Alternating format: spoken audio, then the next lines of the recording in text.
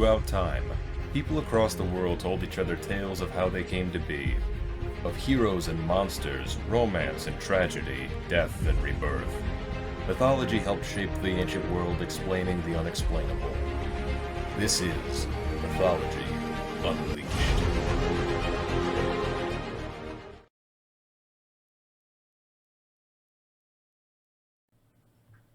The lion is considered the king of beasts, and for good reason. Lions are strong, fast, the top of their respective food chain. Their very presence can command both fear and respect. Up in the skies, the winds are ruled by the eagle.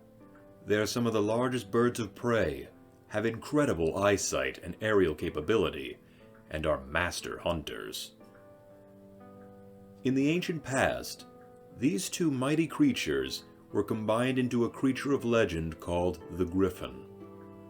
With the body, hind legs, and tail of a lion, and the head, claws, and wings of a giant eagle, the Griffin is a common staple of modern fantasy stories. Strong, fast, intelligent, majestic in flight, fierce in a fight, and protective of what it holds dear, Griffins are fascinating and entertaining creatures. But where do legends of the Griffin come from? Images of creatures with the combined features of lion and eagle date back as far as the 3rd millennium BCE and are spread far throughout Europe and Western Asia. In Persian mythology, the Griffin is called the Sherdal, meaning lion-eagle, and was a staple of Iranian art for centuries, said to protect those from evil and slander. In ancient Egypt, griffins were typically depicted with falcon heads rather than eagle heads, and as such likely had associations with the falcon god Horus. They are also shown either wingless or with wings folded, trampling people under their feet to represent the triumphant pharaoh defeating his enemies and the enemies of Egypt. On the island of Crete, griffin-like creatures, albeit without wings, adorn the walls of the palace of Knossos, most likely influencing the later Greek civilization.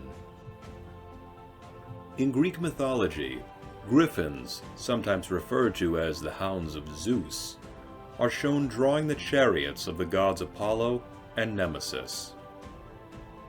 By their association with Apollo, they became associated with the sun, and through their service to Nemesis, became known as protectors and guardians, carrying out retribution for injustice. The Greeks believed that griffins resided in the Riphean mountains of Hyperborea, where they guarded hoards of gold from the river of Plutus, lining their nest with gold nuggets and precious stones. The Greek poet Aristeas spoke of a tribe of one-eyed people known as the Arimaspai, who dwelt in the foothills of the Riphean mountains, where they were reputed to steal the gold from the griffins, resulting in bloodshed. The Arimaspai were said to have ridden horses in their raids on the griffins, and from this evolved the griffins' renowned animosity for horses. It is said that the griffin associated horses with treasure hunters and other unsavory humans, and will attack and devour any horse that it may encounter, even if the horse lacks a rider. The ancient depictions of griffins and griffin-like creatures found in Mesopotamia, Egypt, Greece, Rome, and India would go on to influence the griffins seen in medieval bestiaries and modern fantasy. The griffin is sometimes called the king of all creatures, noble, fearsome, and above all else, protective. It will fight to the death to keep evil and corruption out of its territory, though in some cases, the griffin's territory might be a precious object, or even a living creature rather than a piece of land. They are well known for guarding treasures, sacred sites and passageways, and royal families, just as a lion would protect their pride. Their loyalty can also be seen in their mating habits, as the Griffin was said to choose only one mate for their entire lives, and should their mate die, they would spend the rest of their days in solitude. This trait, seen in many real-life species of birds, including eagles, led to the Griffin becoming a symbol of the sacredness of Christian marriage. Considered regal and fierce, the Griffin has long been a popular symbol on crests and coat of arms, inspiring a sense of courage, wisdom, and nobility.